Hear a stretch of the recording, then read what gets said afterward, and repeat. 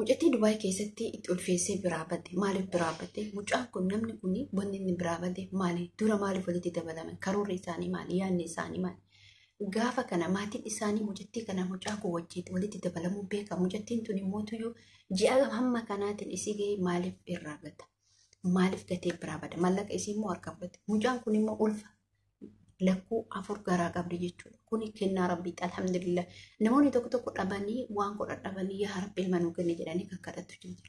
Garuu immoo rabbiin bakkuma tokkotti isii badhaase. Akkuma haadha shanii Kaayiroo keessatti dhugumatti dubartii sanii fi abbaa manaa isii sanillee hedduu dinqisiifadha jechuudha. Obboleen keenya shamarranii biyyoota namaa keessatti ittanii dhiira wajjin jiraatuu fi dhiiratti heerumuu uf qosadha. Harka kee kun warqeedha. Warqee kee kana waa harka kee kana waa hedduu hojjechuu dandeetta. Dhiira malee jiraachuu hin danda'u jettee gaafa sammuu kee biizii gooteetiin hin jette jireenyi kee duubni isaa kufa ta'a malee ka'umsa hin ta'u. Maaliif duubatti si deebisa? Ati dhiira malee gaafa hin jiraatu jette ati nama ta'uu kee ofiitti amantee koonfidensii qabaattee jettee waan feetu hojjechuu dandeetta. Assalaamu alaikum warahmatullahi wabarakatuh. Jirtu uummata qashitee akkam nagaa keessanii fayyaa keessanis hin jecha anillee nagaa goote alhamdulillah gareetti rabbii. Dhugumatti baay'ee tokko har'a miira keessa galeetan dhufe hordoftoota kabajamtoota kiyyaa munaachuu inji fuur laayik sheer godhuu fi sabiskiraab gochuu hin dagatina. Warroonni hamma ammaatiin ogeetta galatoomaan isiniin jedha. Dhugaa dubbachuuf wantoonni har'a miira keessa nagalchee aarii keessa ijuu keessattuu wantoonni ani itti dhaare dhiira keenyatti otoo hin taane shamarran keenyatti aarii shamarran keenyatti hedduu takka aarii jechuudha. Kanaafuu mucattii Dubaay keessatti lakkoo afur qabattee itti ulfeessee biraa gatee yeroo dheeraa wajji jiraatee mallaqa isii irraa nyaatee si jaaladhaa si du'aa rakkoon qabu ulfallee ulfaayii hin deetta jedheeni boodarra gaafa isiin guyyaa dhalumsa isii gahetti sin beeku yoo jedhee bilbila jalaa jijjiraate. Garuu namni kun seera hin jira. Seera biyya san keessa jira. Obboleen kiyya ijoollee shamarranii obboleettii tiyya tarabbiin lakkuu ijoollee afur karaa si kaa'e alhamdulillah jedhe. Hunduu kennaa rabbiiti. Rabbiin nagaan si haayiku. Wallaahi dhugumatti garaa na nyaatte. Nuti kalee dogongorres har'as dogongorres boruus dogongorre iftaanis dogongorra ba'aa hedduu mataa keenya irratti ofii kennaaf hin baane. Obboleettii teenya tanarratti dhiibbaa dubbachuuf rakkoo dubbachuuf arraba dubbachuuf otoo hin taane isaan duubaa kan dhufaa jiru. Isii duuba maaltu jira? Keessattuu ijoolleen keenya duraan su'uutii keessatti waan akkanaa wi'anii akkana amma garuu irra guddinni isaa taate wanni kun ta'u Dubaay keessatti. Dubaay keessatti lubbumaayyuu bakka firidamiidha erga jedhamee erga biyya dimokiraasiiti jedhamee maalati dimokiraasii erga ta'e ati ofii keetii of dursaa of mataa kee kana jaalladhu. Of jaalladhu. Jireenya gaarii ofii keetii jiraadhu. Uffata gaarii ofii keetii uffadhu. Dibata gaarii ofii keetii dibadhu. Booda bultee ijaarradhu. Keessattuu ijoollee Dubaay. Dhiira Dubaay biyyoonni araba hundumtuu sanuma. Please dogongortanii borgabbaatanii hin boohina. Borgabbaatee hin boohin maqaa abbaa keetii, maqaa haadha keetii, maqaa fira keetii, maqaa gosa keetii, maqaa oromummaa keetii eeggachuun dirqama sirratti jechuudha. Isin gadi baatee bakka hin taane. Ilmi namaa ni dongora. Erga jireenyi tokko wajjin jiraanna jettee maaliif maatii isii hin beeku. Amma rakkoo maal isinitti fakkaate? Ijoollee keenya irratti irra guddinni isaa maa inni? Maani beektu? Maatiin beeksisan. Ani si jaaladhaa, ani si du'aa, ati lubbuutiyyaa, ati akkasiitiyyaa yoo jedhe baafatte wajji. Maal sii godhu obboleettiitii? Dalagadhu, of jijjiirii, maatii kee jijjiirii. Ufiyyuu kootiyyuu, ufi keetiyyuu of jijjiira. Matama kee kanaayyuu dhugumatti of jijjiira. Biyyi firidama ta'e akka feetitti baatee galtu dirqama ofitti qabda. Mush dayfa keessan dhiira nyaachiftee booda si gatee bata. Barii yoo akkamitti fakkeenyaaf dhiira kan yeroo ati kufte harka si qabu. Kan yeroo ati beelotti harka si qabu. Amma namni kun dhugumatti ilmoo tokkicha hin taane ilma afur garaa isii keessa jiru gatee biraa deemuu jechuun waan baay'ee nama gaddisiisu. Kun immoo namoonni keenya dhuguma gaafa haati shanii sun maal jedhe namoonni hedduun isaanii abbaa manaa isaanii irratti ilmaan gatanii deemanii garuu ijoolleetti hedduu akkatti gubadhatte. Dhugaa ilmaan ta'e duuka gaafa gubatte borummoo gubaa kana keessa si baasuu dandeetti. Gurbaan kun ilmoo afur rabbiin isaa kennee ni'imaa rabbiin isaa kenne kennaa rabbiin isaa kenne kana gatee har'a badheef keessa hunata biraa janaa beekan taa'an jiru lubbuu waa baratte takka mallaqa barate lammaffaa dubartii barate maal firee waan jennu qaba buleen kiyya ijoollee shamarranii lafaa dhufaa hedduutu jira warroonni biyyarra yaa'an gara miiliyoona meeqatu biyyarra ba'aa jira ni beektan Dubaay keessa ta'ee Saudi Arabiyaa keessa ta'ee bakkuma hundattuu iyyuu waan inni isinti dhaamadhu isin obboleen keessan obboleetti qabdan wallaahi billaahi kabajaan isin qabdan mana isa teettanii dalaydan kana saniin dhala mana kontiraattiin dhala gaafa achii baatan akka saree taatan beeka kabaja takka kinoo amma kabaja dubartii takkatu maal jedhe isinitti fakkaata dubbiidhoo isaatti garuu hasaasee isinitti hima maaliif hasaasee isinitti hima intalli otomaa mana namaa keessa dalaydu ijoollee makkeena wantaa taate sabaan biyya biraa na fakkaata oduu dhagee beeka akkamumatti ulfoofte gaafa kaanii dubbiin irratti ka'e dubbiin gaafa haati mana keessaa waan wallaalte isinii galee waan wallaaltee sira garamtu garame ka jettu beeka jechuun intalli innaafillee hin galle gaaf kaanii haati mana keessaa namoota mana keessatti irrallee of eeggannoo godha haati mana keessaa dubbii waan akkana kana muniiraan dubbattee jirti muniiraan tiktook irratti dubbattee jirti wanna amma akka ani isinitti himu kana hin ulfooftee intalli gaafa ulfooftetti haati mana sanii sun waan gootu wallaalte dhiphannaa keessa galte cinqaa keessa galte waa takkaan dubbannee otoo isiin dhalan ga'in gara biyyaa maaliif san gootere waan san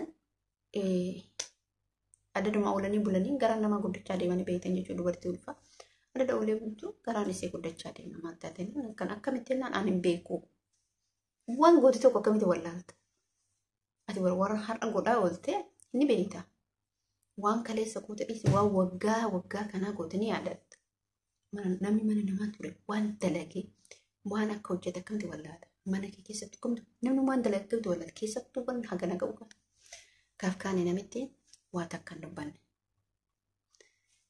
maal eessa jirare dubbiin kun mana keessa jira nama ajaa'iba dhugumatti ani bakka dhugumatti baay'een tokkotti namni akka itti yaadu gaaf biyyaa ba'u maaliif akka bahee fi heeruun hin jira dhugumatti heerumallee bultoo ijaarrachuu otoo jiru inni kana balleessutu jira biyya ambaa keessa teettee wantoota akkanaa kana dalaydee dhiphattee sammuun kee jechuudha otoo biyya jiraatte bareetti dhiitee qabsiifatta ta'a ijoollee tokko ammatti iyyanii qabsiisanii waan akkasiitti jira jechuudha namoota hedduu ijoolleen hedduun irra guddinatti qabsiiftee booda lafa jala isa dabarsiteetu jedhu dubartiin jajjabdu kuni akkasi otoo ta'u biyya ambaa kana keessatti ufkusaadha namarraa dhiirarraa wallaahi dhiirarraa ufkusaadha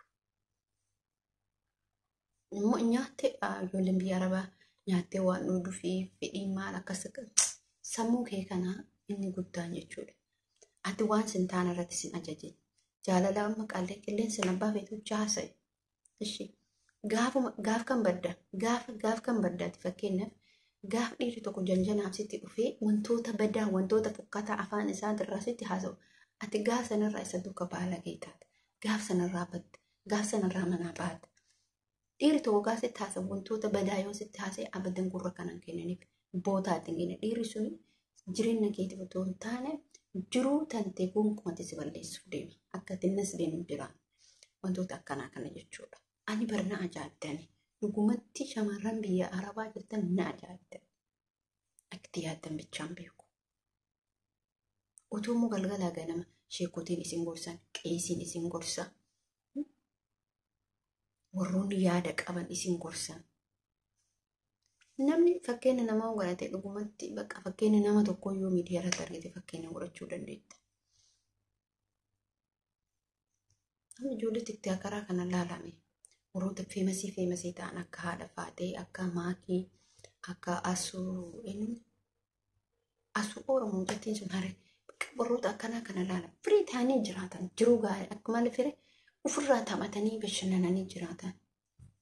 Maaliif yaani namatti dabalamuuf otoo fiigin duratti waa godhachuuf harka keetitti waa qabachuuf fiigi. Amma haadha faadhee fudhanne nama lafa arabaa ture keessaa takka. Dalagattee jechuudha. Waa'ee kana irratti argamee beekama. Dogongorri isiin dogongorte gaafa sanii sambichaadha malee sunuyyuu fedhii hin beeknu sallattu keessaa hafneef rabbi bu'eega. Garuu immoo ofitti amantummaa waaqootiin jaansuun jechuudha. Hin gorsiti shamarran illee ni dubbatti. Dubaayii kana keessatti waa hedduu akka ta'e ni beektan. Ni argita ija qabattee itti deemtaa. Ijuma qabattee itti deemtaa. Gaafa itti deemtu. Gaafa inni kootu siin jedhe maal godhuu dhaqxa? Gaafa inni naa bahi siin jedhu maatii keetitti ergatee gabbara ofiisaatii si gabbaree seeran yoo si barbaadellee yookiin biyyatti galaan lakke. Atillee muutu ati inumaa shamarran tun jechuudha. Otoo warqeen harka keessan keessa jiru warqee harka keessan jiru dhiiftanii dhiira harka qullaa ta'an qabne kadhachuuf deemtan jechuudha. Gabbartee nyaachiftee obaaftee kiraarraa kafaltee surree itti bittee paantii ilaa paantii itti bitti shamarran.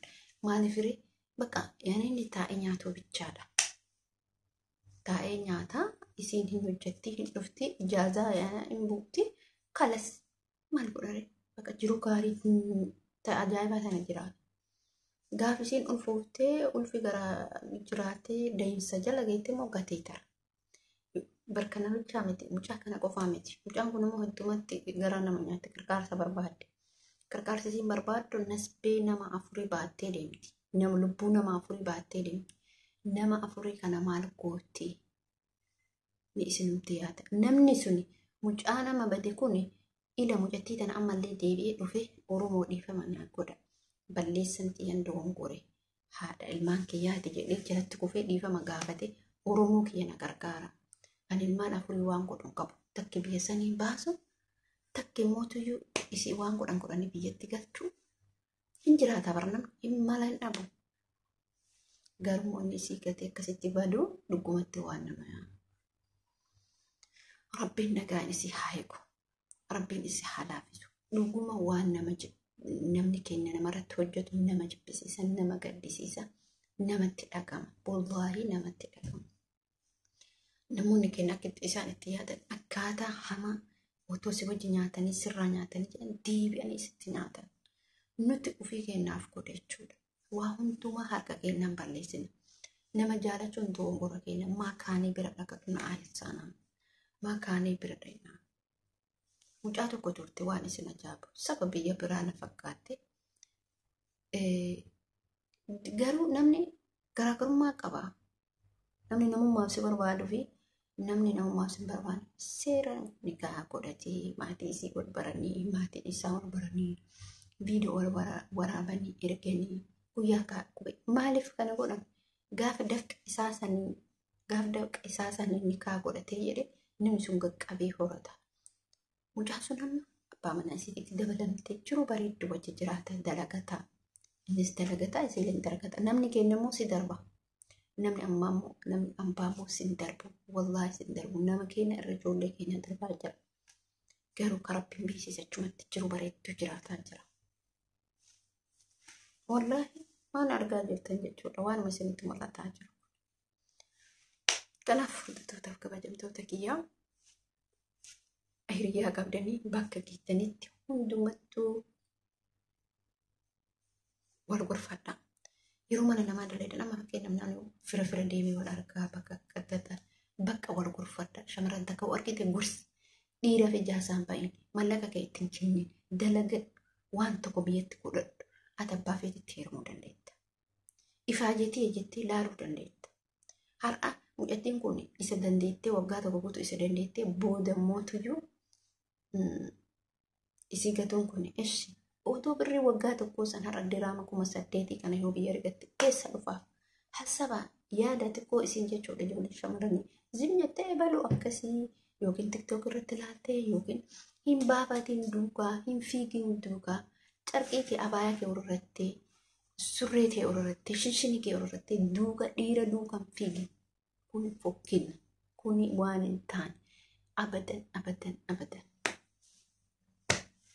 Isin jechuun barbaadu hordoftoota kabajamtoota Munaa 24 viidiyoo kee laayik gochuu fi sheer gochuu fi sabskiraayib gochuu akka hin daganne baay'ee isin jaaladha baay'ee isin kabajaa obboleettii teenya namoonni gargaaruu barbaadan gargaara. Viidiyoo kiyya laayik gochuuf sheer gochuuf sabskiraayib yaada qabattan yaada naaf kenna. Assalaamu alaikum warahmatullahi wabarakaatu. Baay'ee sin jaalladha.